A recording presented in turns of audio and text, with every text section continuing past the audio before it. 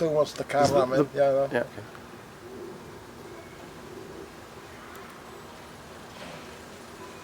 There you go.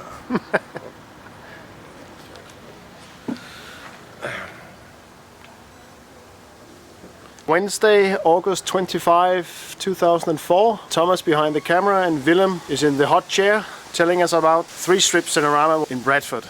And Willem has agreed to tell us about the rebirth of CINERAMA, and I approached Colin Ford, those days head of the museum,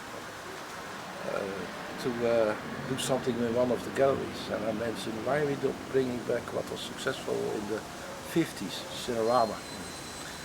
Of course the man was not jumping, saying let's do it, but maybe not a bad idea. So then he asked me, what can you do about it? Mainly the technical part,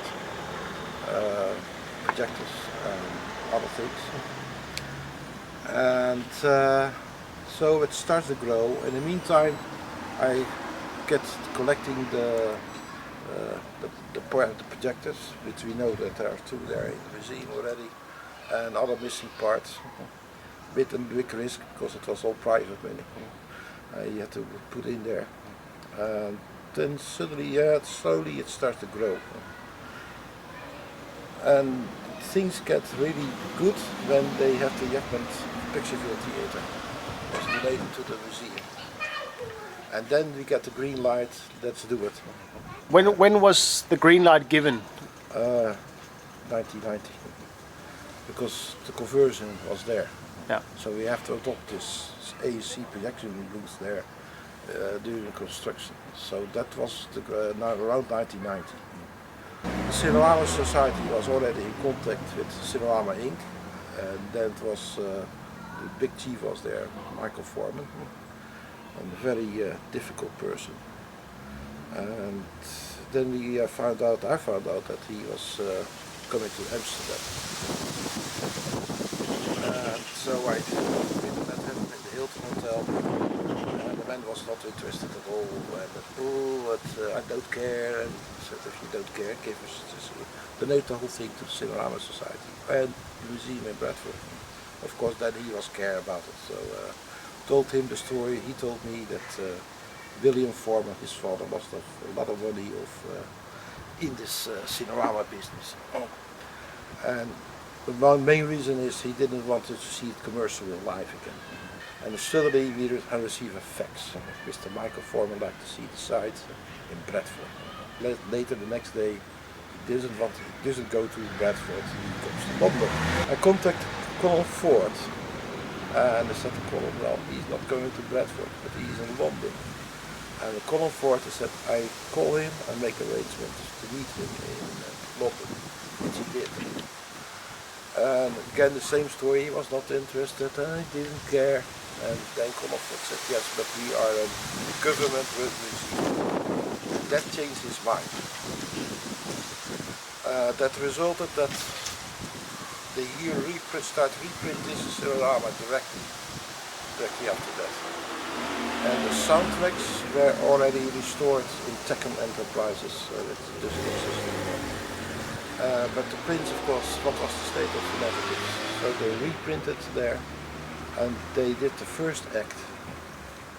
And you know, the day of the opening we had no prints. That was another funny thing there. We had parts of this CINERAMA in England, in Technicolor. And I could, with editing, I repaired John Harvey's prints as good as possible.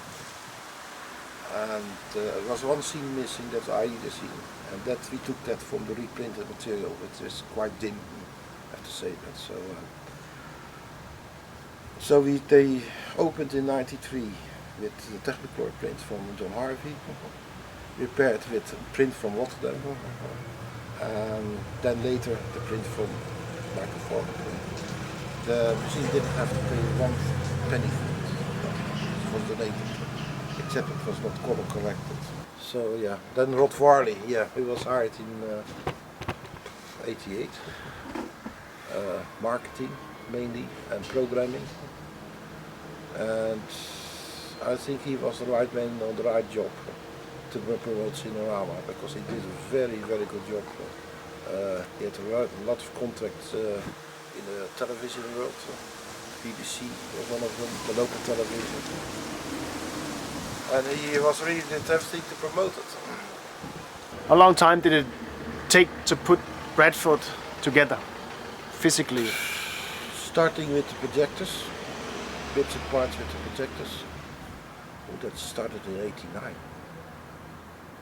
'89, because first I had to find one other projector, 70mm projector, to replace the both projectors in the IMAX theater, to get them out, to rebuild it to CINERAMA projectors. And after that we had this 3 projectors, so we found one other 70mm with another CINERAMA projector in Rotterdam.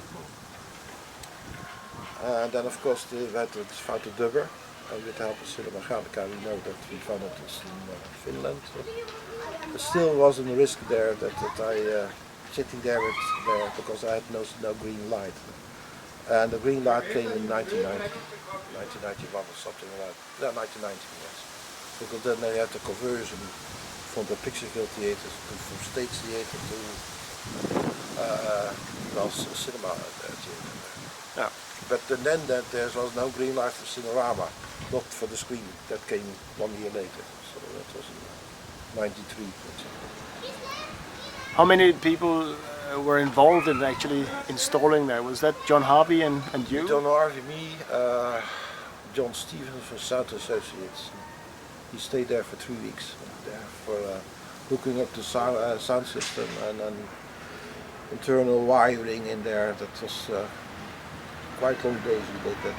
So that was screen was mainly John Harvey and me. Yeah. The control panel in Pictureville? Yeah, the control panel was together with me and Sound Associates. Okay. He making layout. What's the best way to do it, and they built it in Sound Associates. And John Stevens spent hours there to wire that up. So that was quite interesting. And finally we had it working. And then the big shock came. There was a lot of ghosting in there because the shutters were too small. Okay. So I thought I was suspicious about it, but then because everybody's, can we see a picture, can we see a picture? And then we started running a loop, and I thought, oh shit. So then I had to leave, and John Stevens from Sound Associates came out the standard shutter blades, so the had no flicker. Was that because the CINERAMA image is taller? Yeah, 6 perf. Okay. And original shutter was for Todio 5 version. Yeah, so that was quite an interesting, and after the opening I slowed down on the CINERAMA because with all my respect now but he had a lot of patience with this CINERAMA installation, I have to say that. She wanted to go to the opening, but I have to make one promise, that I'm her shadow and not moving from her. It was sometimes difficult. I have to say that. What is your main contribution to CINERAMA today, do you think? Today? Yeah. I'm a little bit proud of that it's one place you can see CINERAMA in Europe. It's not very well known, but I think it's not lost forever, or in history books. Yeah.